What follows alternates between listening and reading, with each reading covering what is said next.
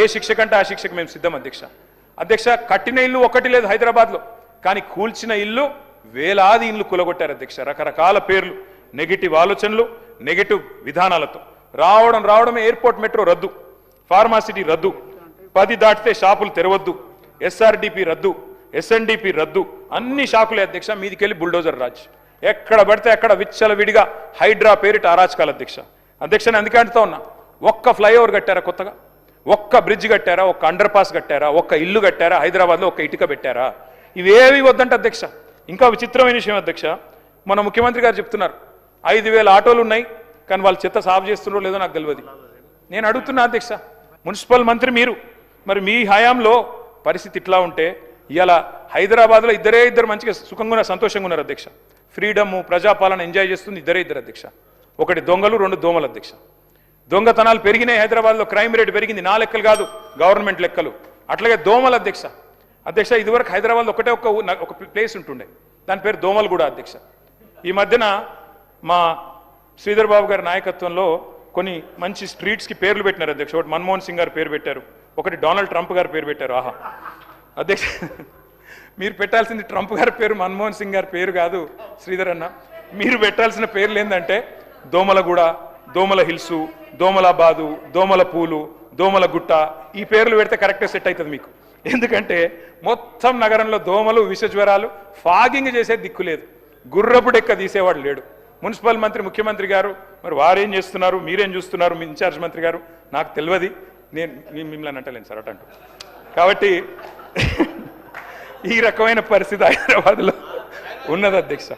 అధ్యక్ష, ఎట్లా ఉందంటే అధ్యక్ష, ఏ పథకం తీసుకున్నా, ఏ కార్యక్రమం, ఏ ప్రాజెక్ట్ తీసుకున్నా దాని వెనకాల మాత్రం భూముల ఎజెండా పక్కా అధ్యక్ష. ఫార్మాసిటీ రద్దనంగానే దాని టార్గెట్ 1000 ఎకరాల భూమి.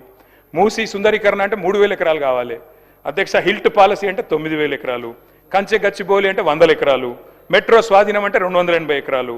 హైడ్రా వెనకాల 100 ఎకరాలు. మొత్తం భూముల చుట్టే పరిభ్రమిస్తున్నది అధ్యక్ష ఈ ప్రభుత్వం. ఒకటి కాదు అధ్యక్ష. సబ్జెక్టే మాట్లాడుతున్నా సార్. కంక్లూడ్ చేస్తాను. 10 మినిట్స్ కంక్లూడ్ చేయండి. హౌసింగ్ బోర్డ్ ల్యాండ్స్, అదే విధంగా చివరికి అధ్యక్ష ఏ పరిస్థితి ఉందంటే, ఆధ్యాత్మిక కేంద్రాలకు శారదా పీఠానికి ఇచ్చిన 2 ఎకరాల భూమి కేసీఆర్ గారు ఆనాడు కోకాపేటలో ఇస్తే మా హరీష్ రావు గారు వెళ్ళి గొడవ చేసేదాకా దాన్ని కూడా రద్దు చేసి పారేసినారు అధ్యక్ష. అంటే 1 ఇంచు 1 ఎకరం కూడా వదలకుండా ఈ భూముల చుట్టే ప్రభుత్వం పరిభ్రమిస్తుంది అధ్యక్ష. అట్లాగే అధ్యక్ష, నేను చివరిగా మీ అందరికీ చెప్పేది ఒకటే అధ్యక్ష, ఉన్న నగరాన్నేమో గాలికి వదిలేసింది అధ్యక్ష, కానీ ఫ్యూచర్ సిటీలో గ్రాఫిక్స్ బ్రహ్మాండంగా ఆ డేరా నగర్లో గ్రాఫిక్స్తో అదరగొట్టేస్తున్నారు అధ్యక్ష. అధ్యక్ష, మొన్న ఖమ్మం పోయినాం అధ్యక్ష. మేము ఖమ్మం పోయాం అధ్యక్ష. అక్కడ ఏమన్నా ఇరాన్ వాళ్ళు ఎవరైనా బాంబు వేశారా, లేకపోతే ఇజ్రాయిల్ వాళ్ళు బాంబు వేశారా అనుకున్నాం అధ్యక్ష. కానీ ఈ ప్రభుత్వం వచ్చినాక బాంబులు అవసరం. ఇచ్చిన సమయం నెక్స్ట్ సభ్యునికి మీరు కంక్లూడ్ చేయండి సార్. మీకు మిగతా 2 సభ్యులు మాట్లాడడానికంటే ఎక్కువ సమయం, 1:15 ఇచ్చాం. మీకు 1:15 సమయం ఇచ్చినాం. మీరు అవన్నీ మంత్రులు మాట్లాడి వదిలిపెట్టినా కూడా 1:15 మాట్లాడారు. కంక్లూడ్ చేయండి. ఇంకొక 15 మినిట్స్ కంక్లూడ్ చేస్తాం సార్. ఇంకొక 15 నిమిషాలు మీ సభ్యుల సంఖ్య 15 నిమిషాలు కంక్లూడ్ చేస్తారు. శ్రీధర్ 2 మినిట్స్ లో కంప్లీట్ చేయండి. 15 నిమిషాలే అధ్యక్ష. మీరు కంక్లూడ్ చేయండి. ఖమ్మం పోతే మాకు అనిపించింది ఒకటే అధ్యక్ష, గృహ మీద యాగం జరుగుతున్నది. గృహ మీద యాగం అధ్యక్ష. నేను ఇంకొక మాట అధ్యక్ష, గొప్పగా చెప్పారు నిన్న భూభారతి గురించి. ఏం చేశారు మీరు భూభారత్ విషయంలో? ఇక మీ మేనిఫెస్టో అధ్యక్ష, కాంగ్రెస్ మేనిఫెస్టో ఏం చెప్పారు అధ్యక్ష? నిషేధిత జాబితాలో చేర్చిన పట్టా భూములను కాంగ్రెస్ ప్రభుత్వం అధికారంలోకి వచ్చిన 100 రోజుల్లో తొలగిస్తాం. కానీ ఇవాళ ఏం జరుగుతుంది అధ్యక్ష?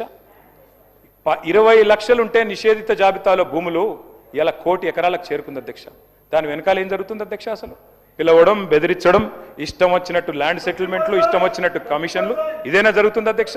అధ్యక్ష, వాస్తవాలు ఇట్లా ఉంటే చెప్పారు అధ్యక్ష, మీరు అసైన్డ్ భూములకు మొత్తం యాజమాన్య హక్కులు కల్పిస్తామని చెప్పారు. కానీ ఇవాళ పత్తా లేదు, 27 నెలలైంది. ఎస్సీ ఎస్టీలకు ఎన్ని విషయాలు చెప్పారు అధ్యక్ష? మీరు చెప్పారు సమ్మక్క సారక్క గురించి గొప్పగా చెప్పారు గవర్నర్ గారి ప్రసంగంలో. మీరు సమ్మక్క సారక్క పేరు పెట్టి గిరిజనులను మోసం చేశారు అధ్యక్ష. ఏమన్నారు మీరు?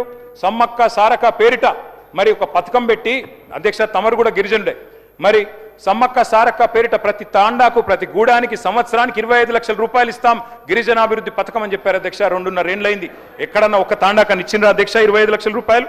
అధ్యక్ష, ఇవాళ మేము ప్రభుత్వాన్ని అడుగుతా ఉన్నాం అధ్యక్ష, అసలు ఎన్ని కోట్ల ఎకరాలు మీరు నిషేధిత భూముల జాబితాలో పెట్టదలుచుకున్నారు? ఎందుకు పెడుతున్నారు? అసలు ఏ కారణం ఉంది అందులో? పట్టా భూమి ఎంత, ప్రభుత్వ భూమి ఎంత, ఏ కారణం చేత పెడుతున్నారు, ఏ ల్యాండ్ డీల్స్ కోసం, ఏ సెటిల్మెంట్ల కోసం, ఏ లావాదేవీల కోసం పెడుతున్నారు ప్రభుత్వాన్ని అడుగుతా ఉన్నాం అధ్యక్ష. బీసీల సబ్జెక్ట్ అధ్యక్ష, మీరే చెప్పారు 1,00,000 కోట్ల బడ్జెట్ అన్నారు, 5 ఏళ్లలో 1,00,000 కోట్లు అన్నారు అధ్యక్ష. మరి 2 ఏళ్లు కలిపితే కూడా ఇవాళ 20,000 కోట్లు కూడా పెట్టలేదు. ఈ సంవత్సరం అన్నా దయచేసి పెట్టండి. 42% రిజర్వేషన్ అని చెప్పి ఉన్న 24% 17కు తప్పించిన పాపాన్ని మీరే మూటగట్టుకున్నారు. దాన్ని మళ్ళొకసారి సవరించండి. సరే, రిజర్వేషన్ల కంటే రాజ్యాంగ సవరణ కావాలి, కానీ బడ్జెట్ పెట్టడానికి ఏమడ్డం ఉంది మీకు? బీసీ సప్లాన్ చట్టం పెట్టండి. ఈ హౌస్లో 42% వాటా ఇస్తామన్నారు ప్రభుత్వ కాంట్రాక్టులలో బీసీలకి. ఎస్సీలకు 18% ఇస్తామన్నారు, 12% గిరిజనులకు ఇస్తామన్నారు. ఒక్కలకన్నా ఇచ్చిండ్రా ఈ రాష్ట్రంలో కాంట్రాక్టులు? దయచేసి బీసీల విషయంలో ప్రభుత్వాన్ని నేను అడుగుతా ఉన్నా. మరి తప్పకుండా మీరు వెంటనే ఈ శాసనసభ సమావేశాల్లోనే తప్పకుండా మరి బీసీ సప్లాన్ పెట్టండి. 20,000 కాదు 40,000 కోట్ల బడ్జెట్ పెట్టండి. మేము సహకరిస్తామని చెప్పి కూడా ప్రభుత్వానికి నేను తెలియజేస్తా ఉన్నా అధ్యక్ష. మరి దీనికైతే వేరెవరు అడ్డం రారు కదా అధ్యక్ష. అధ్యక్ష, దళితులకు చెప్పారు, గిరిజనులకు చెప్పారు, ఎస్సీ ఎస్టీ డిక్లరేషన్ పేరిట కేసీఆర్ ఇచ్చే 10 లక్షలేంది, మేము 12 లక్షలు ఇస్తామన్నారు. 12 పైసలు ఇచ్చిండ్రు అధ్యక్ష. మీరేం చెప్పారు? ఏం చెప్పారు అధ్యక్ష వీళ్ళు చేవెళ్ళ డిక్లరేషన్లో? ఇదిగో మీరు చెప్పిన మాట అధ్యక్ష, చేవెళ్ళ డిక్లరేషన్లో మీరు చెప్పింది ఒక్కసారి నేను చదివి వినిపిస్తా అధ్యక్ష. ఏమన్నారు? 10 పాస్ అయితే 10,000, ఇంటర్ పాస్ అయితే 15,000, డిగ్రీ పాస్ అయితే 25,000, పీజీ పూర్తి చేస్తే 1,00,000 రూపాయలు. మీ చేవెళ్ళ డిక్లరేషన్లో ఎస్సీ ఎస్టీ పిల్లలకు చెప్పింది. ఒక్కలకన్నా ఇచ్చిండ్రా అధ్యక్ష? ఈ బడ్జెట్లో పెట్టండి. ప్రభుత్వ కాంట్రాక్టులలో వాటా ఇస్తామన్నారు, ఎక్కడా ఇవ్వలేదు. అట్లాగే అధ్యక్ష, మీరు చెప్పిన మాటలు అంబేద్కర్ అభయ హస్తం ఎప్పుడు పెడతారు? పెట్టండి వెంటనే. దళిత బంధును బొందబెట్టినరు, వెంటనే పెట్టమని చెప్పి కోరుతా ఉన్నాం అధ్యక్ష. సమ్మక్క సారక్క పేరు మీద ఏదైతే మీరు 25 లక్షల రూపాయలు ఇస్తామని తాండాకు చెప్పినరో వెంటనే పెట్టాలని మేము డిమాండ్ చేస్తా ఉన్నాం. కాంట్రాక్టులలో 12% రిజర్వేషన్ గిరిజనులకు. తమరు గిరిజనుడు అధ్యక్ష, రాష్ట్రంలో లంబాడా సోదరులు మీరు కూడా మంత్రి కావాలని నేను కోరుకుంటున్నా అధ్యక్ష. బాలు నాయక్ గారు కూడా తప్పకుండా మంత్రి కావాలని కోరుకుంటా ఉన్నాం. అట్లా అధ్యక్ష, మరి మంచి జరగాలి కాబట్టి మేము కూడా కోరుతా ఉన్నాం 12%